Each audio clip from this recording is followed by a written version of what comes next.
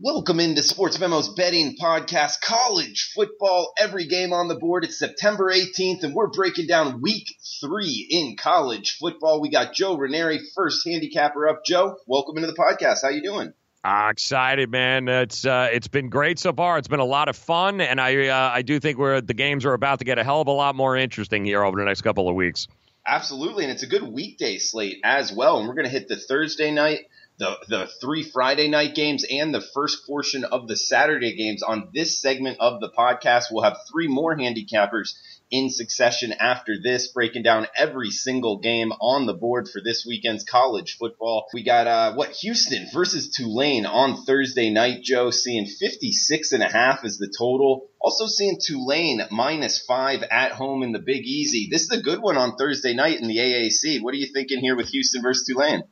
Listen, I've said it before the season started. Tulane is going to win the AAC. Like, they are, I think, one of the most underrated teams that we have right now. And you can see, too, I think, opened up at 2.5. It's already been bet up to about 5.5 in this situation at home. Houston, well, I mean, look, 11-3-1 against the number in their last 15 as an underdog. The program is rich in history. They've got some players. They got a great QB, an experienced QB, and they've actually hung around now with 2 ranked teams. I think that'll help them in this game against Tulane, but it's very, very hard for me to go against Tulane. I really do think they're one of the better teams that you guys are going to see this year, and surprising because it's like, oh, it's Tulane, but don't be at all be shocked. People are going to get their first taste of the green wave on Thursday. And they're going to remember this team. They're going to beat Houston here. They're going to cover as well. Yeah, I like Tulane as well. Joe, they opened up, and I bet them off the open. They've been pushed up here to 5. McMillan, the quarterback, the lefty, the transfer from LSU, I think he's underrated as well. I like the offense that they're running. I'm with you. I think the green wave is the way to go on Thursday night. We got a threesome of Friday night games here. We got the prime, the marquee matchup here, the Utah Utes at the USC Trojans. Seeing 4 on the road is what the line makers are telling us right now in terms of Utah laying on the road. 51.5 the total, Joe. Yeah, it's interesting. Utah, one of the best teams in the country that nobody talks about, ever gets a lot of attention, cracks me up. But they are going to be, without a doubt, between them and Oregon, as 2 best teams in the Pac-12. And great defensive front, super balanced on offense, which you've got to love. They have not lost yet this year. They beat BYU in the opener, which, of course, just turned around and beat USC last week. USC, Kaden Slovis, the quarterback, the freshman, I think he's going to be great. He threw a couple of unnecessary picks in that BYU game, which is ultimately what cost them. They are going to be, it's a USC home game, which Utah in the past hasn't necessarily done very well at. They've done good beating USC at home in Salt Lake, but they're going to be a long way away from Salt Lake. I don't think it matters. To me, I think Utah was preseason. They were the Pac-12 favorite, and I don't think anything changes, especially going up against the true freshman quarterback at USC. I'm going to take Utah on the road to finally get it done here. Yeah, Joe, no, good breakdown. I mean, you're right. USC is at home, but there is a kind of 3-pack of things that I like to really have on my side when betting, and it's Utah has the 3 of them: the better quarterback, the better defense, and the better coach. Mm-hmm. Therefore, it's going to be tough for me to get on the USC Trojans on Friday night. There's another good one here in Conference USA, Florida International, FIU at Louisiana Tech in Ruston, Louisiana. We're seeing Louisiana Tech laying 7.5 at home, so 7 in the hook there, an important number. 51.5 the total, Joe.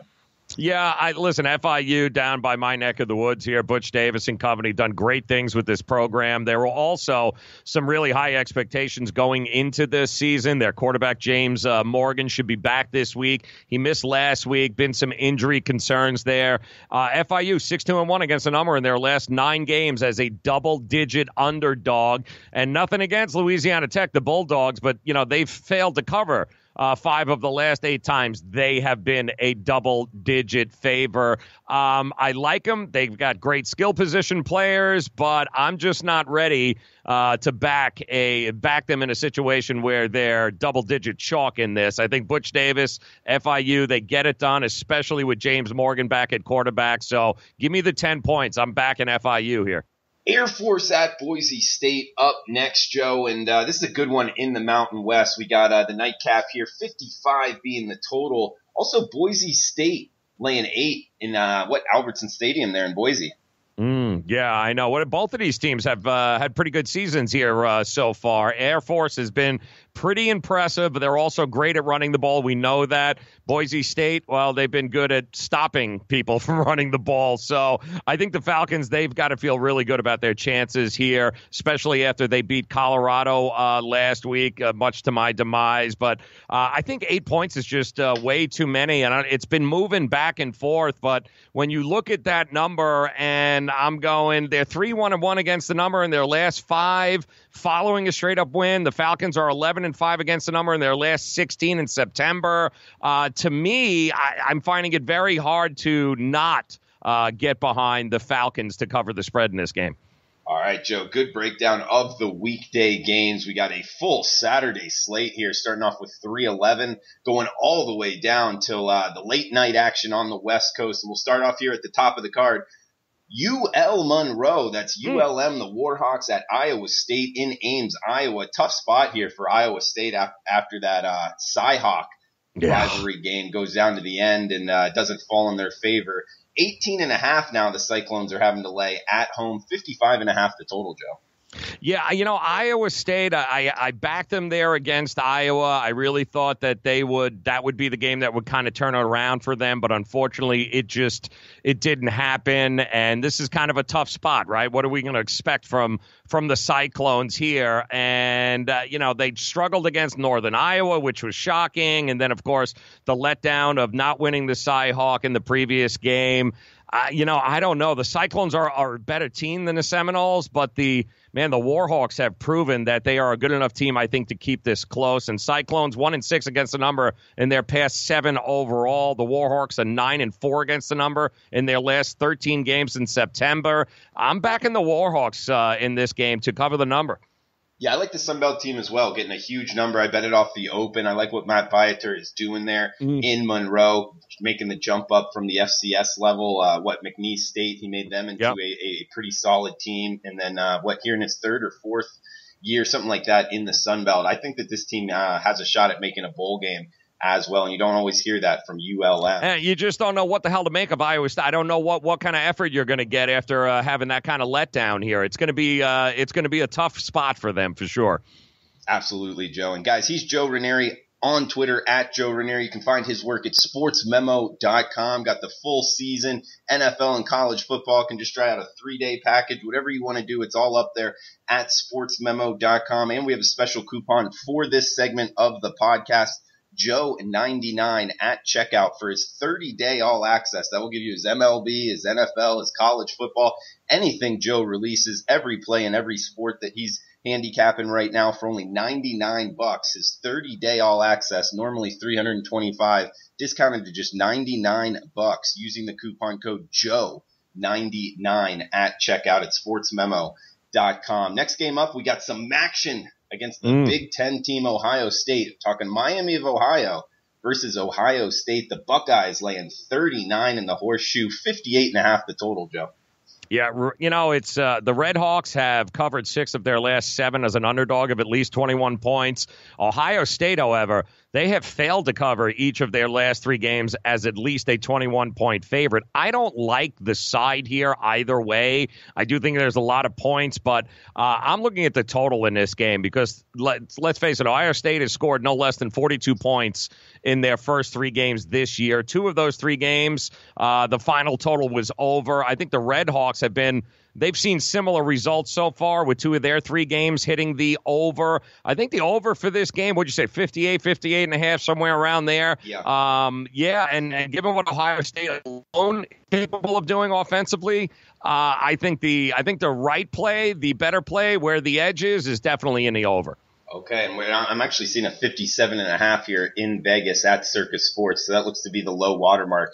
So 58 or over in this Miami of Ohio at Ohio State game. We also got a good one here, an interesting handicap anyway, so something a lot of sports bettors will like. The Charlotte 49ers at the Clemson Tigers. High spread here from the defending national champions, having to cover, 41 or 41.5 now? It actually, depending where you're going at, it opened at 42, bet down a point here. So it's, I guess you could say some money coming in on the Charlotte 49ers. Don't always hear that, but 62 the total.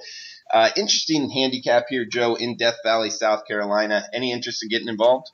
Yeah, actually, again, I'm gonna go aside and look at the total here because both of these teams can put up plenty of points, and they've actually proven that this season. I think they rank 20th and 36th in points per game. The over is hit in all three of the 49er games this season. Clemson Tigers, yes, great defense, elite defense. We know that. They rank 18th in points allowed per game.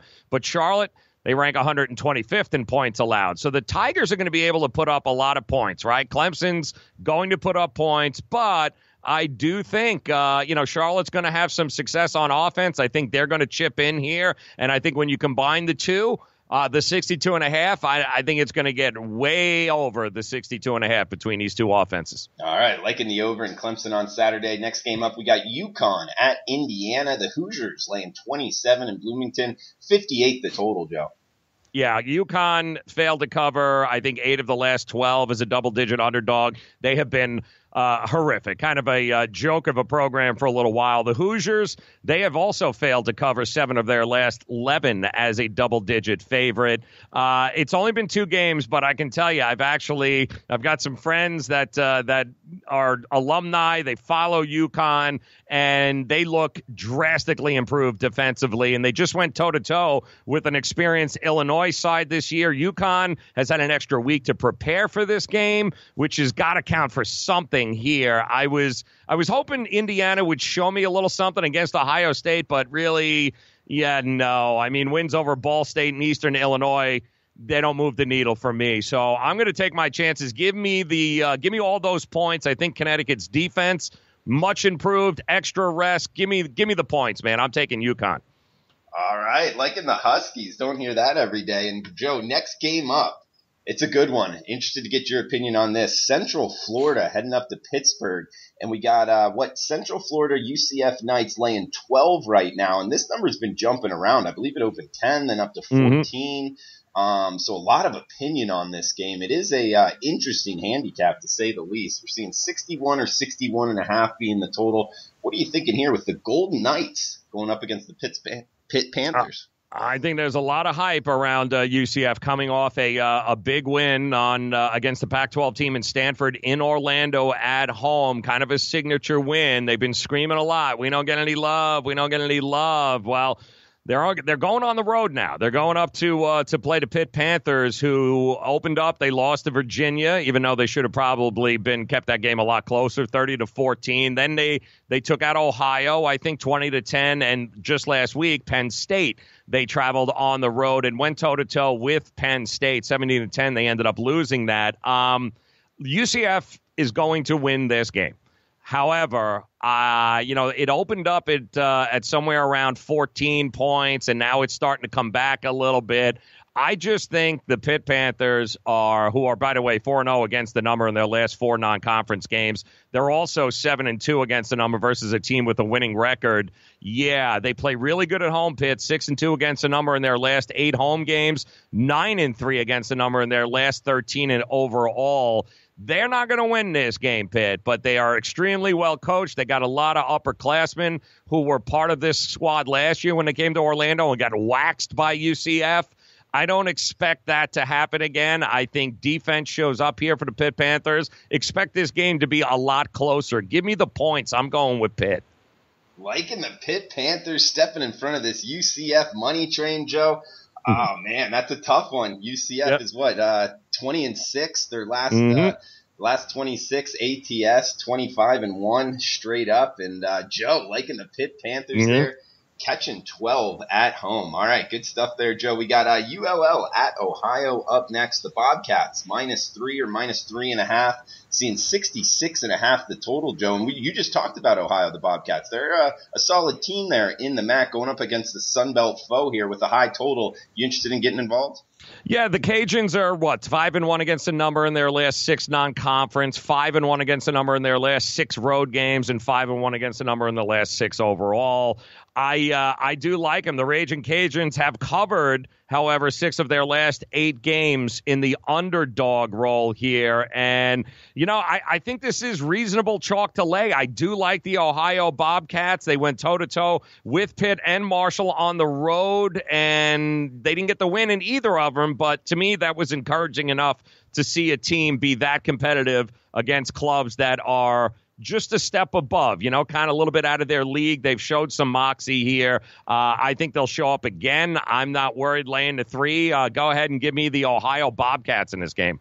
All right, liking the MAC team at home. And guys, we got one more game here on this segment before we bring mid-major Matt in, go through the next 15 or 20 games. And remember the coupon code JOE99 for Joe Raineri's 30-day all-access package on sportsmemo.com. It's $226 off. So for only $99, you'll get his next 30 days of action, every sport, every play, using the coupon code JOE99 for his 30-day all access. We'll finish it off here in the Big Ten, Joe. Nebraska, the Cornhuskers at Illinois, seeing 63.5 the total in Champaign, 13.5 with the Huskers laying on the road.